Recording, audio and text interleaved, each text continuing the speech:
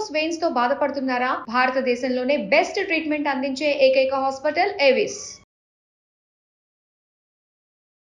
నమస్తే, welcome to Suman TV. ప్రస్తుతం మనతో పాటు మాడుగుల శివప్రసాద్ గురువు గారు ఉన్నారు. వీరితో ఈరోజు కొన్ని సందేహాల గురించి మనం మాట్లాడుకుందాం.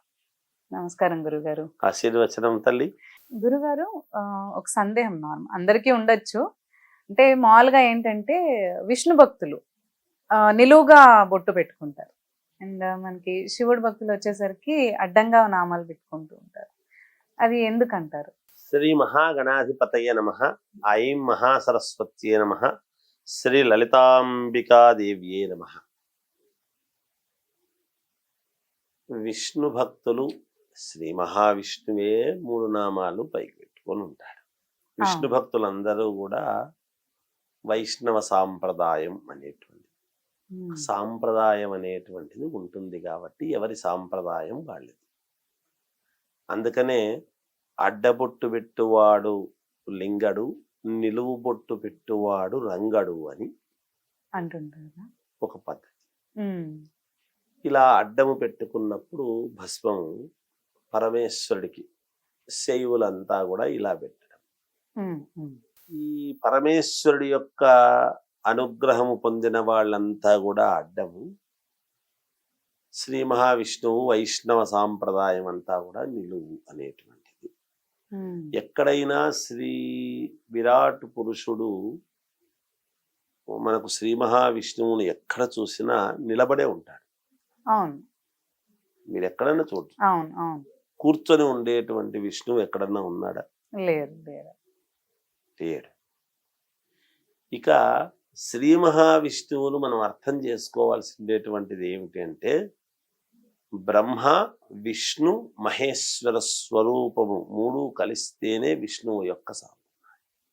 మరి పరమేశ్వరుడు వేరు కదా అంటే సృష్టి స్థితి లయకారకులు. మనం ఇప్పుడు చేస్తూ ఉండేటువంటిది ఏమిటి? సృష్టించినటువంటి బ్రహ్మ చేత మనకు స్థితిగతులు చూడాలి అంటే మధ్యలో ఏమిటి? మధ్యలో ఉన్నటువంటి వాడే జీవితం. అంటే సృష్టికి లయానికి మధ్యలో స్థితిగతులు, సృష్టి స్థితి లయ అని మనం చెప్పుకుంటున్నాం. మధ్యలో స్థితిగతులు చూసేటువంటి వాడు ఏమిటి అంటే మనం చిన్న పుడుతూనే ఏం చేస్తాము? అలాగే ఉండటం లేదు కదా, పెరుగుతూ ఉన్నాం కదా. మరి పెరుగుతూ ఉన్నాము కాబట్టి మనము వయస్సు పెరుగుతూ ఉంది కాబట్టి మన స్థితిగతులు కూడా పెరుగుతూ ఉన్నాము కాబట్టి మరి కూర్చుంటే ఎలా? శ్రీ మహావిష్ణువు నిలబడి ఉన్నాడు కాబట్టి కింది నుంచి పై వరకు కూడా తాను మనం ఎదిగేట్టుగా చేసేటువంటి వాడు శ్రీ మహావిష్ణువు కాబట్టి ఎదుగుదలకు మనమేమో చిన్నగా మొక్కగా ఉన్నప్పుడు చిన్న ఇది పెడితే అది పెద్దగా పెరుగుతూ వస్తుంది కదా పైకి. ఆ పెద్దగా పెరుగుతూ వచ్చేటువంటిది చూసేటువంటిదంతా కూడా శ్రీ మహావిష్ణువు కాబట్టి నిలువు నామాలు పెట్టుకుంటున్నాడు అని దాని యొక్క ప్రామాణికం. మరి పరమేశ్వరుడి యొక్క అడ్డము ఏమిటి అంటే పరమేశ్వరుడు ఇప్పుడు కైవల్యము చెందిన తర్వాత లయమైన తర్వాత పడుకోబెడుతున్నారా లేదా? దాని అర్థం ఏమిటి అంటే లయమైన తరువాత పడుకోవటం అనే. అందుకే భస్మం అంటే భగవంతుడిని స్మరించటము. విభూతి అనేటువంటిది మనం ఎందుకు పెట్టుకుంటున్నాము అనేటువంటిది చాలా సార్లు చెప్పాము. ఇక్కడ లయం అవుతున్నాడు అంటే దాని అర్థం ఏమిటి అంటే భగవంతుడిలోకి ఐక్యము కావటము. నిలబడేది ఎప్పుడు? ప్రాణం అనేది ఉంటే కదా నిలబడతాడు. ఎప్పుడైతే ప్రాణం అనేటువంటిది పోతుందో అప్పుడు ఇది. అంటే ఎంత నిలబడతామో మనము ఏ రోజో ఒక రోజు అడ్డము పడుకోవాల్సిందే, తప్పదు అని చేసుకోవటానికే విభూతి అడ్డము పెట్టుకునేటువంటి కారణం మనం చేస్తూ ఉన్నాం. లయమవుతాం ఏదో ఒక రోజు, ఏ నిమిషానికి లయమవుతామో తెలియదు. ఇవాళ లేచాము అంటే పరమేశ్వరుడి అనుగ్రహం, లేచాం.